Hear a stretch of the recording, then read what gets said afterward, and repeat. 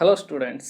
तो देखिए, last lecture में हमने अपने चैप्टर सॉलिड स्टेट में बात की थी अबाउट टाइप्स ऑफ सॉलिड्स के बारे में। ठीक है, मैंने आपको बताया था कि जो सॉलिड्स होते हैं उन्हें हम दो कैटेगरी में डिवाइड कर सकते हैं, एमोर्फस सॉलिड और क्रिस्टलाइन सॉलिड्स। ठीक है, तो उनमें क्या क्या पॉइंट ऑफ डिफरेंस होते हैं ये सब मैंने आपको बता दिए थे लास्ट लेक्चर में। ठीक है, तो आपको अच्छी तरीके से ध्यान रखना है और आइडेंटिफाई करना आना चाहिए आपको कि कौन से सॉलिड्स क्रिस्टलाइन है और कौन से अमोर्फस सॉलिड्स हैं। ठीक है, उसके बाद हमने क्रिस्टलाइन सॉलिड्स को भी अलग अलग टाइप में क्लासिफाई किया था ऑन द बेसिस ऑफ उनके कॉन्स्टिट्यूएंट पार्टिकल्स कौन कौन से, molecular solids, ionic solids, metallic solids और आपके नेटवर्क या फिर कोवेलेंट सॉलिड्स। ठीक है, ये चलिए हमने लास्ट लेक्चर में कंप्लीट कर लिया था। आज हम वहीं से आगे स्टार्ट करते हैं। ठीक है, और आज हम बात करते हैं सबसे पहले क्रिस्टल लेटिस के बारे में कि लेटिस क्या होता है। और क्योंकि सॉलिड्स जो होते हैं उनकी प्रॉपर्टी होती है कि वो लेटिस फॉर्म करते हैं। ठीक है, तो सॉलिड्स को समझने के लिए हमें लेटिस को समझना बहुत ज़रूरी है कि वो किस किस टाइप के लेटिस फॉर्म करते हैं। ठीक है, चलिए स्टार्ट करते हैं। सबसे पहले हम बात करते हैं about crystal lettuce. Crystal lettuce, देखिए क्रिस्टल लेटिस क्या होता है। ठीक है, उसके बारे में अगर हम बात करें तो लेटिस क्या होता है उसके बारे में अगर हम देखें तो देखिए, मान लो मैं कुछ पॉइंट्स है उनको अरेंज करता हूँ। ठीक है, यहाँ कुछ और पॉइंट्स हैं इनको मैं फिर अरेंज करता हूँ। ठीक है, कुछ और पॉइंट्स हैं इनको मैं फिर अरेंज करता हूँ। देखिए, ये कुछ पॉइंट्स हैं जिनको मैंने क्या किया, 3D स्पेस में अरेंज किया है। ठीक है, इन पॉइंट्स को जब आप मिलाते हो आपस में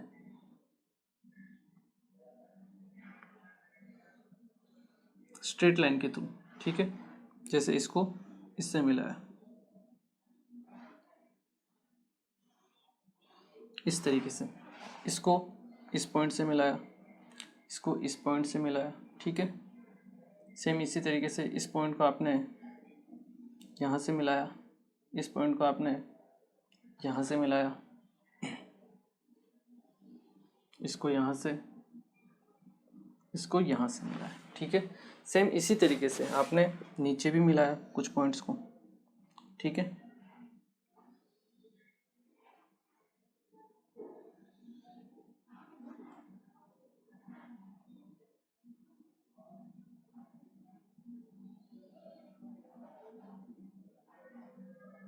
कुछ पॉइंट को हमने इस तरीके से अरेंज किया।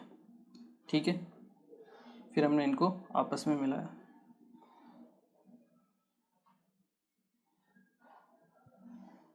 तो एक टाइप से क्या बनता है, आपकी ज्योमेट्री फॉर्म होती है। ये जो ज्योमेट्री होती है इसी को हम बोलते हैं क्रिस्टल लेटिस। क्या बोलते हैं? Crystal lattice. This is known as, this geometry is known as crystal lattice. इस लेटिस की ज्योमेट्री कैसी है? हेक्सागोनल शेप की। कैसी है ये आपकी? हेक्सागोनल। हेक्सागोनल क्योंकि देखिए हेक्सागोनल आपका क्या हो रहा है, फॉर्म हो रहा है। ठीक है, और ये जो पॉइंट्स होते हैं जिनको हम जोड़ते हैं उनको हम बोलते हैं लेटिस पॉइंट। क्या बोलते हैं? Lattice points. ठीक है, होते क्या है ये? आपके कॉन्स्टिट्यूएंट पार्टिकल्स। कॉन्स्टिट्यूएंट पार्टिकल्स जो होते हैं उन्हें हम बोलते हैं लेटिस पॉइंट्स। ये क्या हो सकते हैं? आपके आयंस हो सकते हैं, एटम्स हो सकते हैं, या फिर मॉलिक्यूल्स हो सकते हैं। ठीक है, जैसे मैंने बोला NaCl या मैंने बोला जिंक, तो ये जो पॉइंट है ये किसको डिनोट कर रहा है? जिंक के एक एटम को डिनोट कर रहा है। ठीक है, मैंने बोला आपको NaCl, तो एक पॉइंट किसको डिनोट करेगा? Na प्लस को, और एक पॉइंट डिनोट करेगा किसको? Cl माइनस को। मतलब ये आयंस को डिनोट करेंगे। ठीक है, इसी तरह से मॉलिक्यूल्स को डिनोट करेंगे। तो ये पॉइंट्स क्या हो सकते हैं? आपके कॉन्स्टिट्यूएंट पार्टिकल्स, जिनसे मिलके क्या बनता है? आपका पूरा का पूरा लेटिस फॉर्म होता है। ठीक है, तो ये होते हैं लेटिस पॉइंट। और लेटिस पॉइंट को अगर हम 3D में अरेंज करते हैं और एक रेगुलर ज्योमेट्री जो हमें फॉर्म होती है उसे हम बोलते हैं आपका क्रिस्टल लेटिस। क्लियर है? जिसको रिपीट करने पर आपका क्या होता है, स्ट्रक्चर फॉर्म होता है। ठीक है, तो अगर हम बात करें क्रिस्टल लैटिस की, तो क्रिस्टल लैटिस को हम क्या कर सकते हैं, the arrangement of the regular arrangement of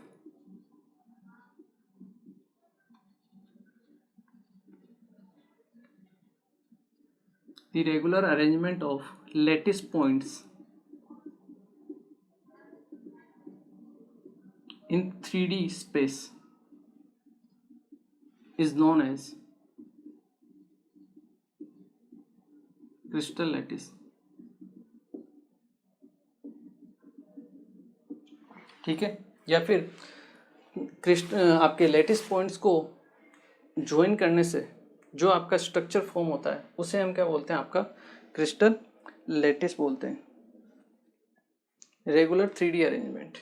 clear है, ये क्रिस्टल लैटिस होता है। ठीक है, डिफरेंट डिफरेंट टाइप के आपके क्या होते हैं, लैटिस के स्ट्रक्चर्स होते हैं। मान लो कहीं हमने पॉइंट्स को अरेंज किया और इस टाइप का आपके पास लैटिस फॉर्म हुआ, तो इसे हम क्या बोलेंगे, आपका क्यूबिक लैटिस। क्या बोलेंगे, क्यूबिक लैटिस।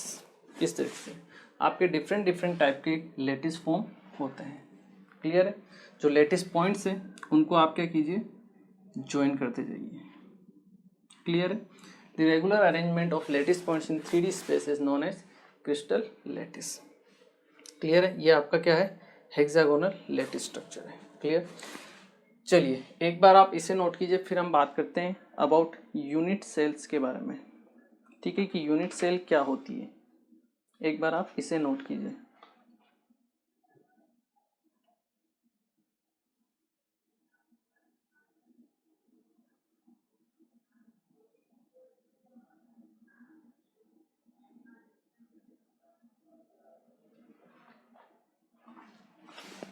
चलिए नेक्स्ट हम बात करते हैं यूनिट सेल्स के बारे में।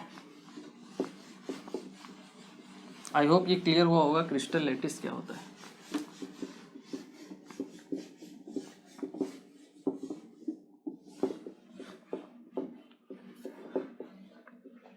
नेक्स्ट हम बात करते हैं about unit cell. Unit cell, देखिए यूनिट सेल क्या होती है, सिंपल सा एग्जांपल मैं आपको देता हूँ।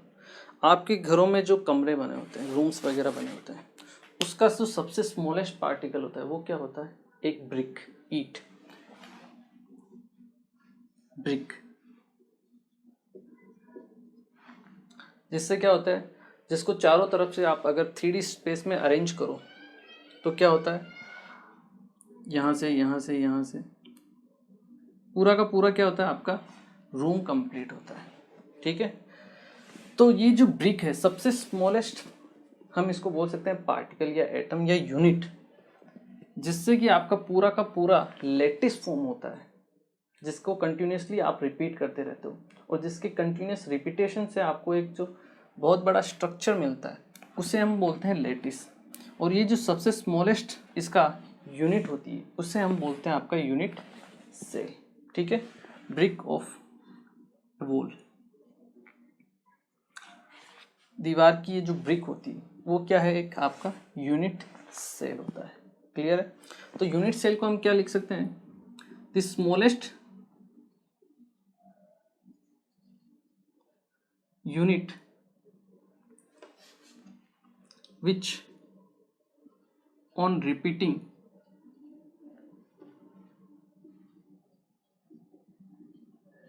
in 3D space forms the crystal lattice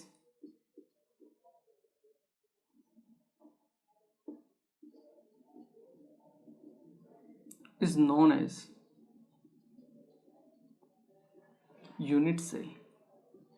उसे हम क्या बोलते हैं, आपका यूनिट सेल बोलते हैं। ठीक है, smallest unit which on repeating in 3D space form the complete unit cell या इंटायर लैटिस को फॉर्म करती है, उसे हम क्या बोलते हैं, यूनिट सेल।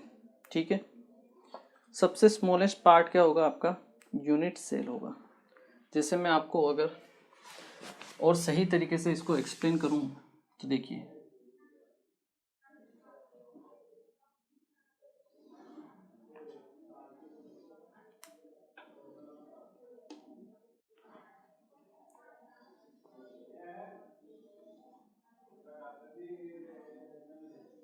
जैसे आपको ये मैं क्यूब बनाता हूँ, ठीक है,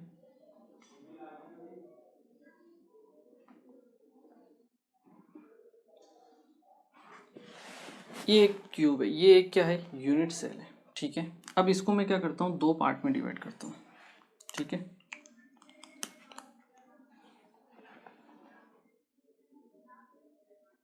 इसको मैं मान लो इस तरीके से डिवाइड करता हूँ।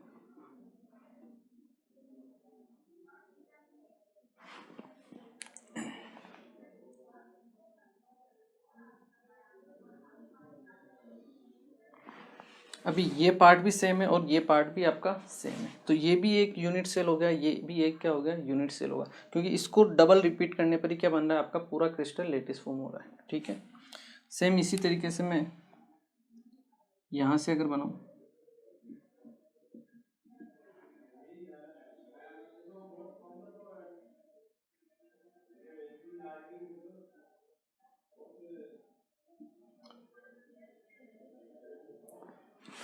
अब हमने क्या किया, इस क्रिस्टल लेटिस को चार पार्ट में डिवाइड कर दिया, 1 2 3 4। तो ये जो सिंपल यूनिट होगी, सिंगल यूनिट, वो अब क्या बन चुकी है, आपकी यूनिट सेल बन चुकी है, क्योंकि इसको ही डबल और यहाँ पे रिपीट करने पर आपका पूरा क्रिस्टल लेटिस फॉर्म हो रहा है, ठीक है। तो जो सबसे स्मॉलेस्ट पार्टिकल, आप क्या करो, सबसे स्मॉलेस्ट यूनिट आपको आप डिवाइड करते जाओ, जितना हो सके उतना डिवाइड करते जाओ। जो सबसे स्मॉलेस्ट यूनिट रहेगी, जो रिपीट होगी, जिसको रिपीट करने पर आपका लेटिस फॉर्म होता है, उस यूनिट को हम क्या बोलेंगे, आपका यूनिट सेल। जैसे ये जो यूनिट बनी है अभी आपकी सिंपल यूनिट, ठीक है, इस यूनिट को हम क्या बोलेंगे, आपका क्रिस्टल लेटिस फॉर्म बोलेंगे, जिसको रिपीट करने पर आपका क्या फॉर्म हो रहा है, लेटिस फॉर्म हो रहा है। इसको फिर यहाँ पे यहाँ पे यहाँ पे, तो ये जो यूनिट होगी उसको हम क्या बोलेंगे, आपका यूनिट सेल बोलेंगे। क्लियर है? आई होप ये क्लियर होगा। पहली बात तो ये। दूसरी बात, जो यूनिट सेल होती है उसको हम, उसकी कुछ कैरेक्टरिस्टिक्स होती है जिससे उसको रिप्रेजेंट किया जाता है, अलग अलग लेटिस को, अलग अलग लेटिस को कि कौन सा किस टाइप का लेटिस है, उसको रिप्रेजेंट करने के लिए कुछ हम कैरेक्टरिस्टिक्स देते हैं। ये मान लो एक्स डायरेक्शन होगी आपकी, ये आपकी वाई डायरेक्शन हो गई और ये आपकी क्या होगी, जेड डायरेक्शन, ठीक है। तो इसकी जो लेंथ है, एक्स एक्सिस की ए है, वाई एक्सिस की आपकी बी है और जेड एक्सिस की आपकी सी है, ठीक है। इनको हम बोलते हैं एजेस। क्या बोलते हैं, एजेस, या कैरेक्टरिस्टिक्स आप इसको बोल सकते हो, characteristics of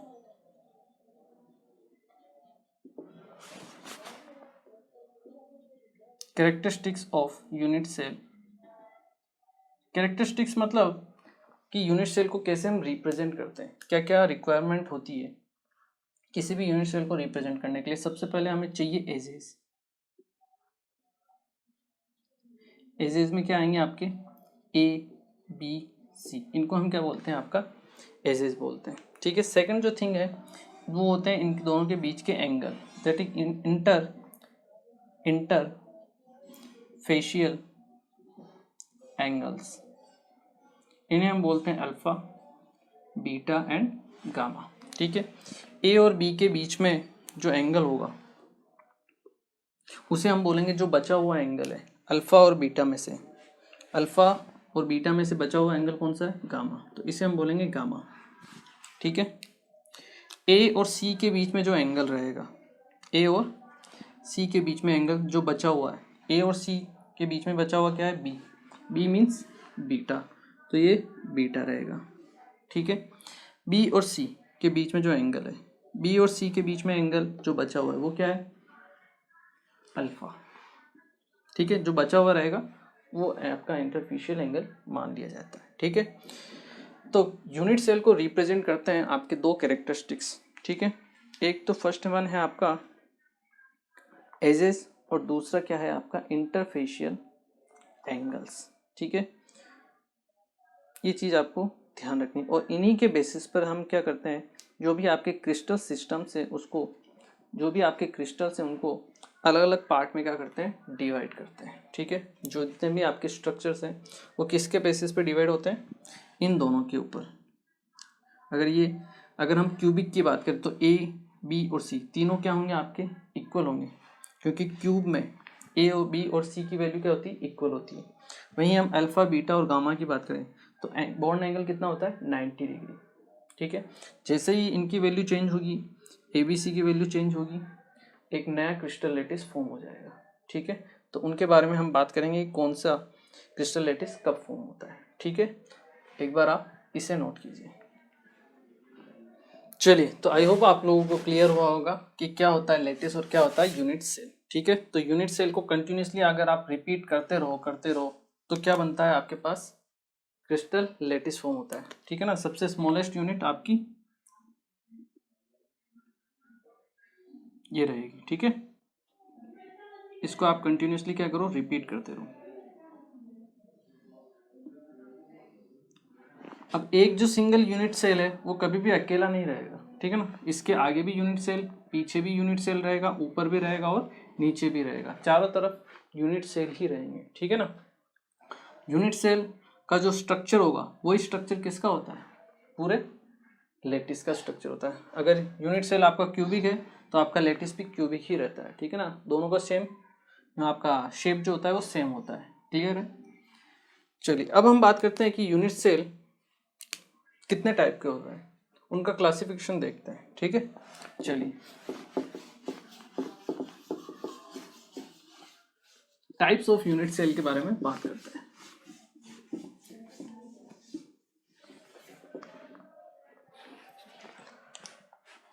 types of unit cell, types of unit cell. ठीक है, हो सकता है ये आपको थोड़ा अजीब लग रहा हो चैप्टर, शुरू के 1-2 लेक्चर में ऐसा आपको लगेगा। ठीक है, लेकिन जैसे जैसे 4-5 चैप्टर या 4-5 लेक्चर कंप्लीट हो जाएंगे तब तक आपको बिल्कुल जो पीछे का अभी तक ये समझाऊंगा वो एकदम क्लियर हो जाएगा। ठीक है ना, तो थोड़ा सा पेशेंस रख के इसको समझते हुए जाना। ठीक है ना, ये मत सोचना कि ये क्या चल रहा है, कुछ समझ में नहीं आ रहा है, आएगा धीरे धीरे सब कुछ समझ में आएगा। 2-4-5 लेक्चर होने देना, उसके बाद आपको ये बिल्कुल ईजी लगने लगेगा। ठीक है ना, देखिए अगर हम बात करें टाइप्स ऑफ यूनिट सेल को, तो यूनिट सेल को हम क्लासीफाई करते हैं। First one is primitive unit cell. Primitive unit cell, या इससे हम सिंपल यूनिट सेल भी बोल सकते हैं, सिंपल क्यूबिक यूनिट सेल।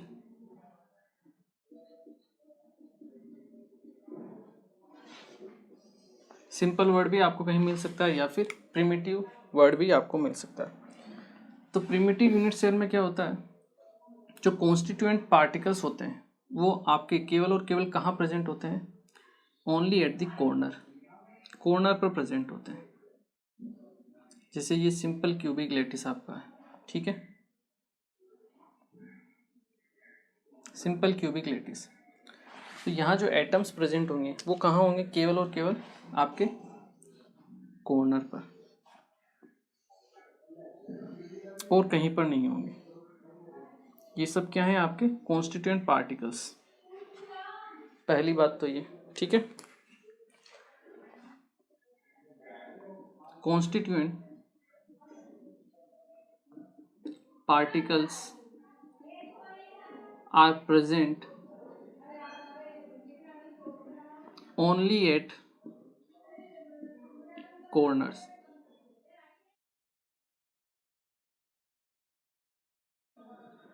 ठीक है, तो कॉन्स्टिट्यूएंट पार्टिकल्स कहाँ प्रेजेंट होंगे, आपके only at the corners present होंगे। ठीक है, सेकेंड थिंग, ये जो आपके पार्टिकल्स हैं जो भी, वो हमेशा एक दूसरे को टच किए हुए रहते हैं। ये तो हम केवल शो करने के लिए इनको दूर बनाते हैं, बट ये आपस में एक दूसरे को क्या करते हैं, टच किए हुए रहते हैं। ठीक है, ये चीज़ आपको ध्यान रखनी है। सेकेंड थिंग, अगर हम बात करें नंबर ऑफ एटम्स के बारे में पर यूनिट से, तो यहाँ देखिए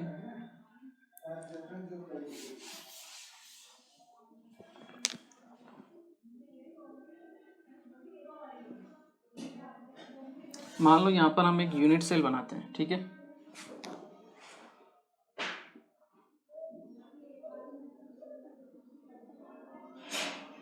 ये मैं केवल आपको एक्सप्लेन करने के लिए बता रहा हूँ, ठीक है ना।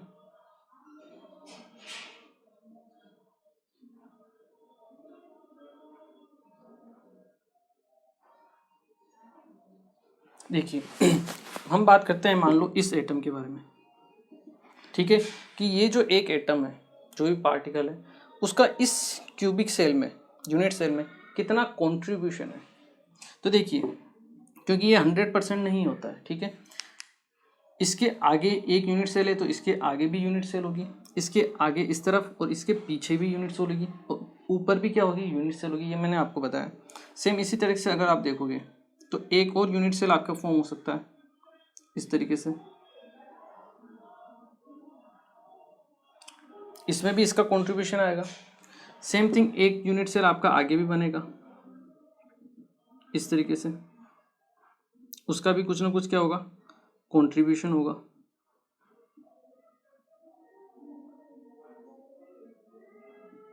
इस तरीके से, ठीक है, एक यूनिट सेल आगे भी बनेगी, एक यहाँ पर भी बनेगी। तो अगर हम बॉटम में देखें तो बेस में ये एक जो भी आपका यूनिट है पार्टिकल कितने क्यूबिक को घिरे हुए है, मतलब कितने यूनिट सेल में इसका पोर्शन आ रहा है, 4 यूनिट सेल में। सेम इसी तरीके से 4 और यूनिट सेल होगी, कहाँ पर, इनके जस्ट ऊपर की तरफ। मतलब एक जो आपका कॉन्स्टिट्यूएंट पार्टिकल है वो कितने यूनिट सेल में डिवाइड है, उसका कॉन्ट्रीब्यूशन कितने यूनिट सेल में, 8 यूनिट सेल में, ठीक है ना। ये इंपॉर्टेंट चीज है, ठीक है। One constituent particle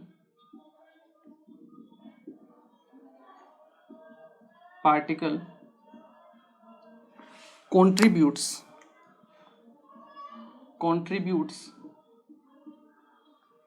1/8 part in a unit cell। एक एटम कितना कंट्रीब्यूशन करेगा एक यूनिट सेल में, 1/8, ठीक है। अब यहाँ पर एक यूनिट सेल में हम बात करें तो कितने आपके एटम्स हैं, 1 2 3 4 5 6 7 8, और एक कितना कंट्रीब्यूट करता है, 1/8। तो इफेक्टिवली देखा जाए तो एक यूनिट सेल में कितने नंबर ऑफ एटम्स रहेंगे, number of atoms in a unit cell कितने होंगे, 8 एटम्स हैं आपके पास, 8, और एक का कंट्रीब्यूशन कितना है, 1/8। तो टोटल देखा जाए तो इफेक्टिवली आपके पास एक यूनिट सेल में कितने नंबर ऑफ एटम्स प्रेजेंट होते हैं, 1, ठीक है। ये चीज़ ध्यान रखिए, number of atoms in a unit cell that will be equal to 1। वो कैसे निकाल करते हैं हम, number of atoms present in unit cell into उसका कंट्रीब्यूशन ऑफ सिंगल एटम, ठीक है। ये चीज़ ध्यान रखनी, ठीक है। ये क्या होता, number of atoms present in unit cell, और 1/8 क्या है, it's contribution by single atom. वो कितना कंट्रीब्यूट कर रहा है, उस दोनों को मल्टीप्लाई कर दो, आपको टोटल नंबर ऑफ एटम्स मिल जाएंगे एक यूनिट सेल में। तो सिंपल या प्रिमिटिव यूनिट सेल में नंबर ऑफ एटम्स कितने होते हैं, यूनिट सेल में 1 होते हैं, ठीक है। कॉन्स्टिट्यूएंट पार्टिकल्स कहाँ प्रेजेंट होते हैं, केवल और केवल कॉर्नर पर प्रेजेंट होते हैं, और ये आपस में एक दूसरे को क्या किए हुए रहते हैं, टच किए हुए रहते हैं, ठीक है। शो करने के लिए हम इनको थोड़ा दूर बताते हैं, बट ये आपस में एक दूसरे को टच किए हुए रहते हैं। कुछ इस तरीके से आप चाहो तो देख भी सकते हो, इस तरीके से ये क्या कर रहे हैं, एक दूसरे को टच किए हुए रहते हैं। पीछे का भी अगर मैं आपको शो करना चाहूँ,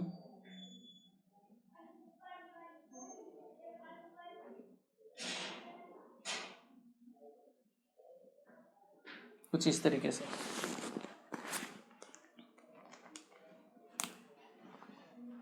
अगर मैं इनके सेंटर्स को ज्वाइन करूं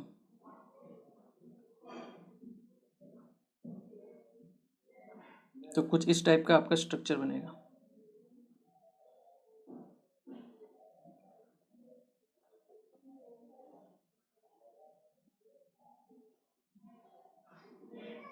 कैसा स्ट्रक्चर है आपका, ये एक लैटिस जैसा, कौन सा, क्यूबिक लैटिस जैसा। आई होप ये आप लोगों को क्लियर हुआ होगा, ठीक है। एटम के सभी सेंटर को हमने मिला दिया, ये सब एटम्स क्या है, एक दूसरे को टच कर रहे हैं, तो जो ज्योमेट्री फॉर्म हो रही है वो कौन सी फॉर्म हो रही है आपके, क्यूबिक लैटिस। ये क्या है आपका, क्यूबिक लैटिस है, ये क्यूबिक यूनिट सेल। क्लियर है, चलिए इसे नोट कीजिए। फिर हम बात करते हैं second type of unit cell, that is non primitive unit cell, जिसे हम बोलते हैं या फिर सेंटर्ड यूनिट सेल बोलते हैं। ठीक है, इसे नोट कीजिए।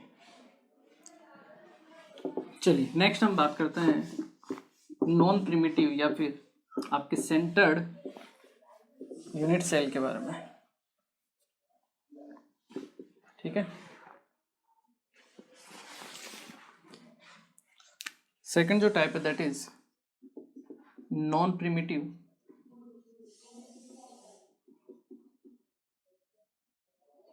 या फिर आप इन्हें सेंटर्ड यूनिट सेल भी बोल सकते हो। ठीक है, तो देखिए नॉन प्रिमिटिव या फिर सेंटर्ड यूनिट सेल कौन से होते हैं, वो यूनिट सेल होते हैं जहाँ पर एटम्स जो हैं कॉर्नर पर तो प्रेजेंट होता है, इसके अलावा और कहीं पर भी प्रेजेंट होता है। ठीक है, तो इसके बेसिस पे कि वो दूसरा एटम कहाँ कहाँ प्रेजेंट हो सकता है कॉर्नर के अलावा, इसको फर्दर 3 टाइप में क्लासीफाई किया गया है। First one is body centred unit cell. तो देखिए नाम से ही पता चल रहा है बॉडी सेंटर्ड, मतलब वो जो एटम प्रेजेंट होगा कॉर्नर के अलावा वो कहाँ प्रेजेंट होगा, बिल्कुल करेक्ट, बॉडी के सेंटर पर। कुछ इस तरीके से आप इसको शो कर सकते हो।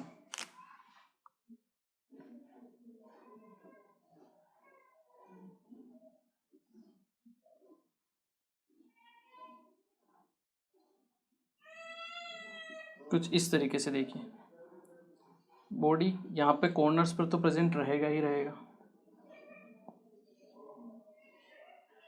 क्लियर है, इसके अलावा एक और कहाँ पर प्रेजेंट रहेगा, आपके बॉडी के सेंटर पर, इस तरीके से। ठीक है, और ये बॉडी का जो सेंटर वाला एटम होता है, ये जो कॉर्नर्स वाले एटम्स होते हैं उन सबको क्या करता है, टच किए हुए रहता है। ये मैं दिखा नहीं रहा हूँ बट ये टच किए हुए रहता है। ठीक है, तो इसे हम बोलते हैं बॉडी सेंटर्ड यूनिट सेल। ठीक है, हम क्या लिख सकते हैं, when the constituent particles are present at corners as well as the center of the body,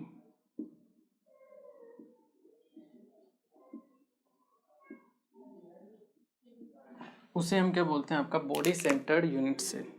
ठीक है, कॉर्नर पर होगा और बॉडी के सेंटर पर होगा। अब हम बात करते हैं number of atoms per unit cell. पहली बात, कॉर्नर पर जो एटम है उसका कंट्रीब्यूशन कितना होता है यूनिट सेल में, 1/8। ठीक है, कॉर्नर एटम कंट्रीब्यूट करेगा 1/8, कॉर्नर एटम कंट्रीब्यूट्स 1/8। जो बॉडी का सेंटर्ड वाला एटम होगा वो कितना कंट्रीब्यूट करेगा, वो तो 1 ही करेगा, क्योंकि पूरा इस यूनिट सेल के अंदर ही है, वो तो कहीं पर डिवाइड हो नहीं रहा है। तो बॉडी का जो सेंटर्ड है वो सिंगल कंट्रीब्यूशन करता है, complete. Corner atom contributes 1/8, body centred atom contributes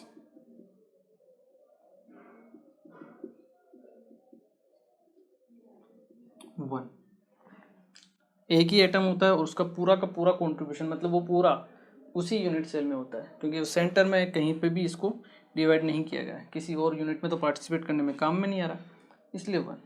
तो हम फाइनली हम कह सकते हैं total number of effective atoms, total number of atoms in a unit cell, in a body centred unit cell, इसको हम BCC भी बोलते हैं। क्या बोलते हैं, BCC। शॉर्ट फॉर्म में आप लिख सकते हो body centred cubic unit cell. ठीक है, BCC। Total number of atoms in a BCC body centred cubic structure equal to कितना हो जाएगा आपके पास, 8 कॉर्नर पर हैं, उनका कंट्रीब्यूशन कितना है 1/8 प्लस एक बॉडी के सेंटर पर है, उसका कंट्रीब्यूशन कितना है 1, क्योंकि वो कंप्लीट है। तो कितना होगा 1 + 1 दैट इज 2 एटम्स। इसको हम जेड इफेक्टिव बोलते हैं कभी कभी, या फिर सिंपल जेड के वर्ड के भी इसको जाना जाता है, ठीक है।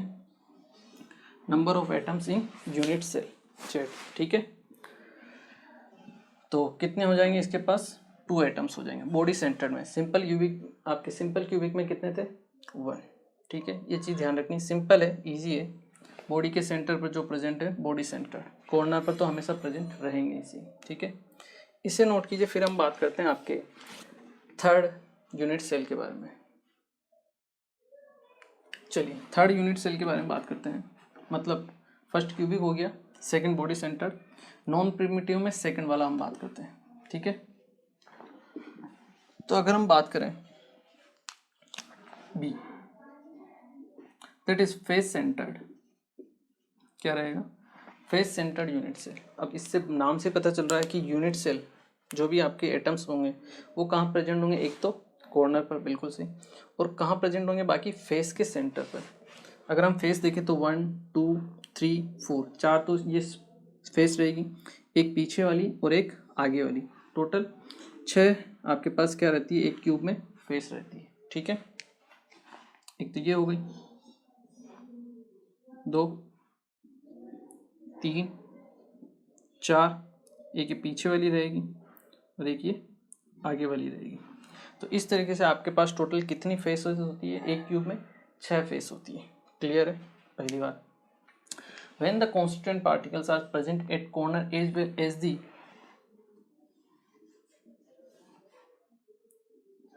faces of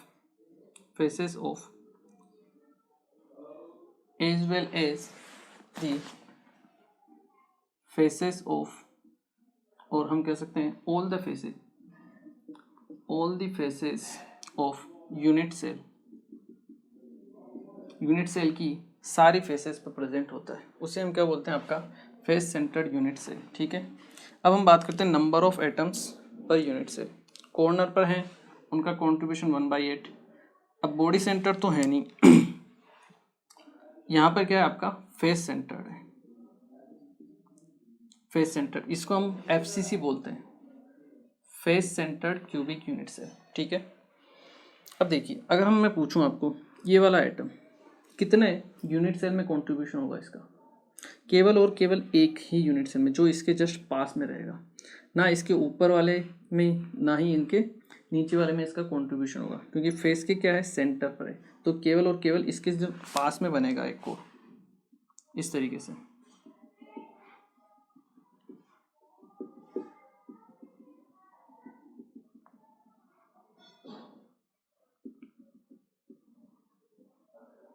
ठीक है, ये वाला जो रहेगा पोर्शन, क्योंकि ये वाला और ये वाला उन दोनों के बीच में ही है ये, और कहीं पे कंट्रीब्यूट नहीं हो रहा है। तो फेस जो सेंटर्ड है उसका कंट्रीब्यूशन कितना होगा, half, 1/2। Face centred atom contribution 1/2। Clear है, आधा इसमें कंट्रीब्यूट होगा और आधा इस यूनिट सेल में, ठीक है। Total number of atoms in FCC अगर हम बात करें कितने होंगे, 8 × 1/8, ये तो प्रेजेंट रहेंगे। इसके अलावा टोटल कितने एटम्स हैं फेस सेंटर वाले, 6, कंट्रीब्यूशन 1/2 एक का, तो 3 दैट इज 2, 1 + 3 = 4 एटम्स। मतलब face centred cubic unit cell में आपके नंबर ऑफ इफेक्टिव एटम्स एक यूनिट सेल में कितने होंगे, 4, ठीक है। जेड इफेक्टिव भी इसको बोल देते हैं, क्लियर है। चलिए इसे नोट कीजिए। फिर हम बात करते हैं थर्ड और लास्ट यूनिट सेल के बारे में। थर्ड और लास्ट वाला है that is end centred C, इसे हम क्या बोलते हैं एंड सेंटर्ड यूनिट सेल, ठीक है। इसमें क्या होता है, जो आपके एटम्स है वो कॉर्नर्स पर तो रहते ही हैं, इसके अलावा केवल और केवल किसी 2 फेसेस के ऊपर प्रेजेंट रहते हैं। 6 फेसेस होती है ना, किन्हीं भी 2 फेसेस के ऊपर प्रेजेंट रहेंगे, सभी के ऊपर प्रेजेंट नहीं रहते हैं, किन्हीं ना किन्हीं एनी 2 फेसेस के ऊपर प्रेजेंट रहते हैं, ठीक है। When the constituent particles are present at corners as well as any of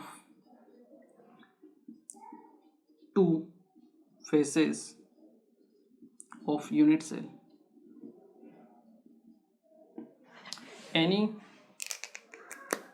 of 2 faces of unit cell, unit cell के किसी 2 फेस पर ही प्रेजेंट होते हैं, सब पर नहीं होते हैं, ठीक है।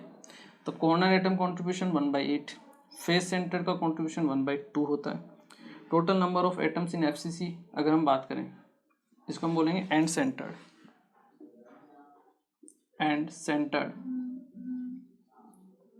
यूनिट सेल, कितना हो जाएगा 8 × 1/8 प्लस ओनली 2 एटम्स काउंट होंगे, क्लियर है। तो 2 × 1/2 दैट इज 1, 1 + 1 = 2,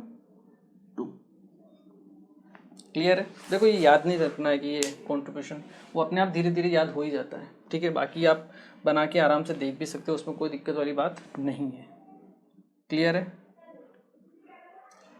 सिंपल है, आपको धीरे धीरे याद हो ही जाएगा, तो टेंशन लेने की कोई ज़रूरत नहीं है, ठीक है। तो ये था आपका third type of unit cell, that is end centred unit cell, clear. चलिए एक बार आप इसे नोट कीजिए। चलिए तो ये होते हैं आपके कुछ centred end centred unit cell, different type of unit cell, ठीक है। इसमें इनको हम बोलते हैं एजेस, क्या बोलते हैं, एजेस, ठीक है। कभी कभी आपको एजेस पर भी क्या मिल सकता है, एटम मिल सकता है, ठीक है। तो अगर मान लो एक एज पर आपका कोई एटम है, ये चीज़ मैं आपको यहीं बता देता हूँ, किसी भी एज पर आपका क्या है, एटम है आपको मिला हुआ एज पर, तो वो कितने यूनिट में कंट्रीब्यूशन करेगा, एक एटम 1 तो ये वाली, एक इसके पास वाली रहेगी, इसके अलावा एक इसके ऊपर वाली, और जो यहाँ पे सेकंड वाली एक उसके ऊपर वाली, मतलब जो एज वाला होगा वो 1 यूनिट में कितना कंट्रीब्यूशन करेगा, 1/4, ठीक है। 4 यूनिट में मिलके क्या होगा, 1 होगा। जैसे यहाँ पे कंट्रीब्यूट होगा, सेम हाफ पार्ट इसका यहाँ पर भी कंट्रीब्यूट होगा, इस तरीके से,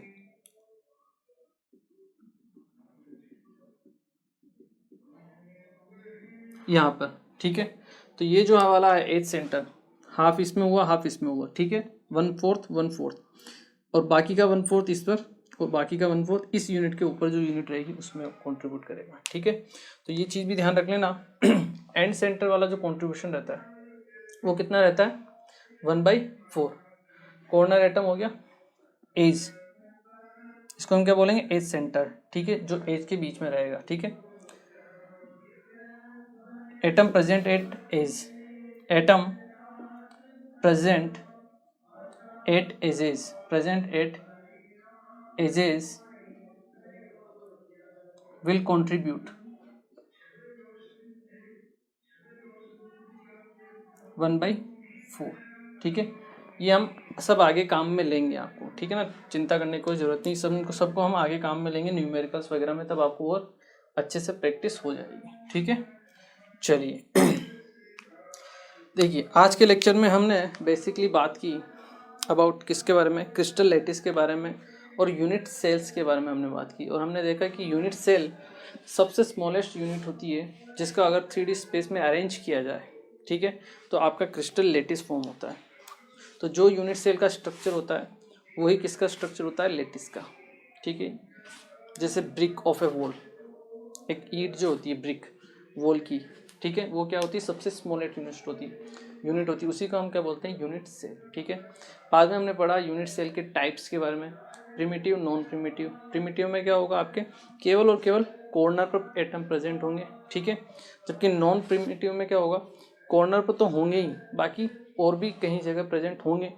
जैसे बॉडी सेंटर है तो बॉडी के सेंटर में होगा, फेस सेंटर है तो फेस के सेंटर में, एंड सेंटर है तो किसी भी 2 अल्टरनेट एंड्स पर रहेंगे, ठीक है, फेस के सेंटर पर रहेंगे। ठीक है, चलिए तो आज के लेक्चर को हम यहीं फिनिश करते हैं और नेक्स्ट चैप्टर में मतलब नेक्स्ट लेक्चर में इसी से रिलेटेड कुछ और क्रिस्टल्स के बारे में बात करेंगे कि हमने देखा था कि एज लेंथ जो होती है आपकी ABC और जो इंटरफेशियल एंगल होते हैं अल्फ़ा बीटा और गामा, उनके बेसिस पर कितने टाइप के क्रिस्टल स्ट्रक्चर्स पॉसिबल होते हैं उनके बारे में हम बात करेंगे। ठीक है, तो मिलते हैं फिर next lecture. Thank you very much.